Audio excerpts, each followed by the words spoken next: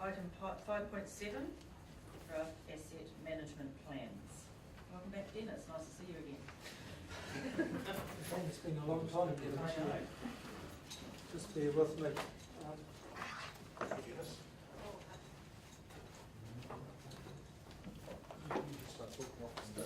We don't do paper. What are you thinking? What's this? Paper? We don't do paper. We don't do paper. Thank you, Madam Chair. Firstly, my apologies. There were two of the asset management plans, community facilities and parks and reserves, that didn't have a financial table within the executive summary when this report was published. So that's what Dylan is kindly handing out now, is those two executive summaries that include the financial table.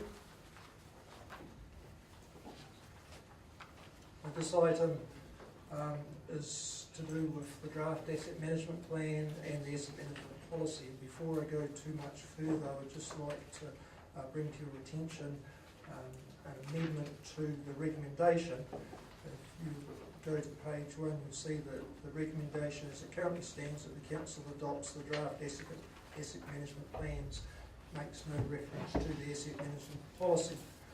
So the recommendation should read that the council adopts the asset management draft asset management policy and draft asset management plans. Okay. Any comments on that?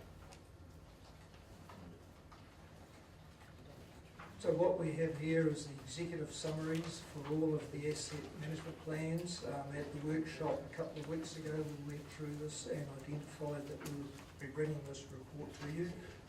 I haven't provided each of the asset management plans. It'd be a stack of paper about yay high. We're going to make those available for councillors early in the new year. Currently those asset management plans are with the Audit Office. They're reviewing them, and we'll be incorporating any feedback that they have into those asset management plans.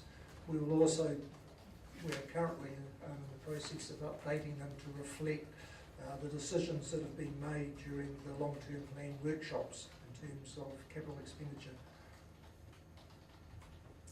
Thank you. Any further discussions, queries? Well, You want to read it further? Madam Chair, there's a couple of issues. We're just going to go through solid waste and as we work through on each individual section. Well, I'll kick the ball off. Under solid waste summary on page 64, disposal strategy, it says a portion of stage 1 of the Broadlands Road landfill is to be handed over to the Tahara Mountain Trust, but to date council has not been able to achieve blah blah. What's the reason for that? Because when we did that tour out there, that wasn't mentioned. Is it the fact that it's going to be regrassed, or do they take over the management? How does it work? It's taking over the area of land that has been completed and closed. I don't have the answer to why that hasn't taken. I can certainly find that out and get back to you on that one. The next page over, page 65, it talks about competition. Now, didn't we see in our local papers less than 10 days ago there's been a new area opened up, was it Rakanuri Road, for concrete and things like that? That once again wasn't mentioned when we're going through the waste management, and if what we read here, it says could have a reduced revenue. Has that been factored into the last sort of budgeting we did? That's correct, it has. It has, so that was Yeah. taken into account. Yeah, I understand that that landfill is only taking fill, like clean, well, I wouldn't call it clean fill, concrete, that sort of stuff, not the household refuse. No, but it seemed to be some of the stuff that we were getting to resell, if you like, at the landfill. Okay. There's always been a separate landfill out there, hasn't it, Dennis? That's correct. Any further? Yes, Councillor. Oh yeah, just my ignorance probably. With the council property assets in the Property Act, you've got Category 3 public libraries, Category 9 administration property, but and it mentions Taupo and Turangi, but what about the Mangakino Community Agency Centre, what it's called, where they house the library and meeting rooms? I might defer that question, being technical in nature, to Gareth, the asset manager for property. Thanks. Sorry, did you repeat the question? Oh, just in this, on this page, where it lists all the X. Excellent. One, two, three, four. And it's just got a list of the different categories, facility categories, and their monetary value, etc. Category 3 is public libraries, Category 9 is admin property, and it details total and Turangi admin offices in public library space, but not Mangakino. So how does that fit in? So my,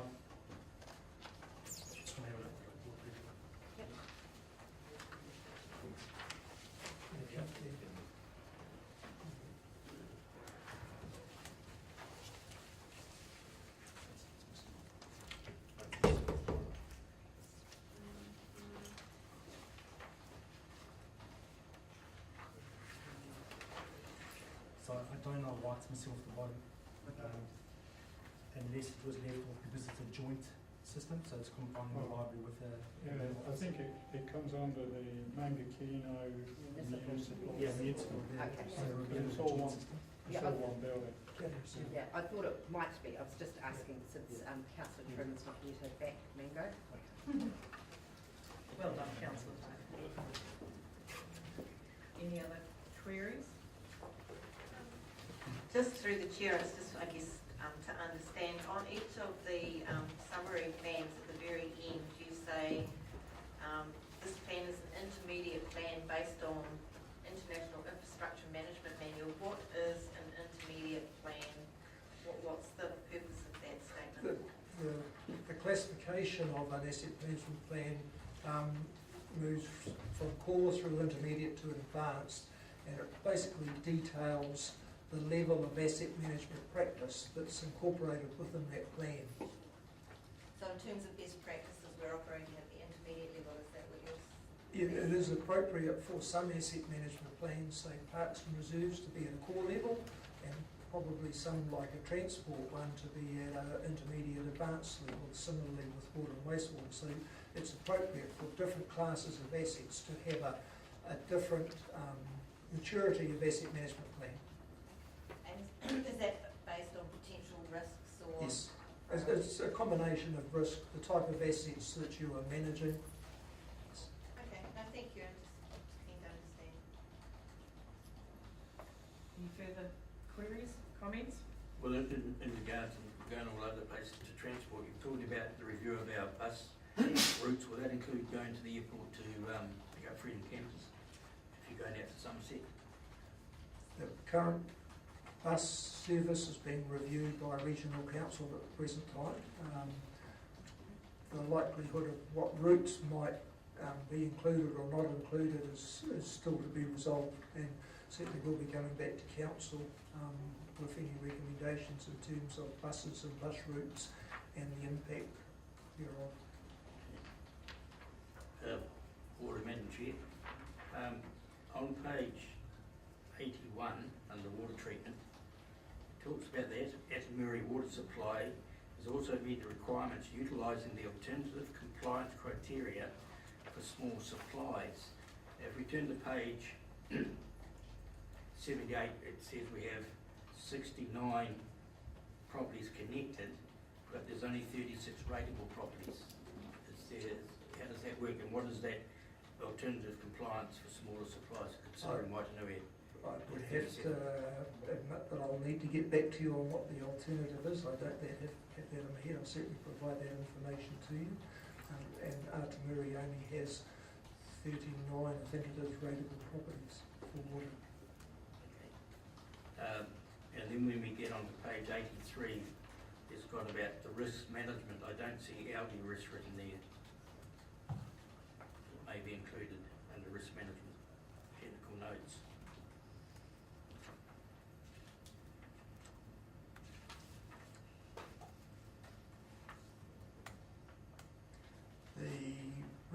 The risk management for cyanobacteria, as we discussed earlier this morning, is one of the compliance requirements for the drinking water standards. Within the drinking water standard, we received compliance by having a response plan for algal blooms.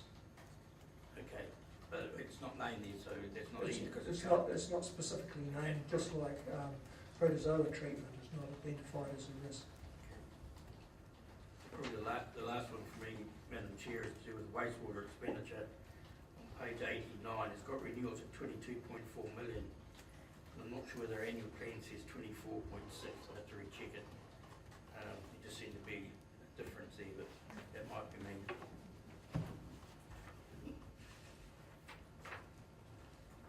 Any more queries, Over and out. discussions? Do we have a mover for the motion? Thank you, councillor Hickling, and a seconder. Thank you, councillor Stewart. All those in favour? Aye. Against? Carried.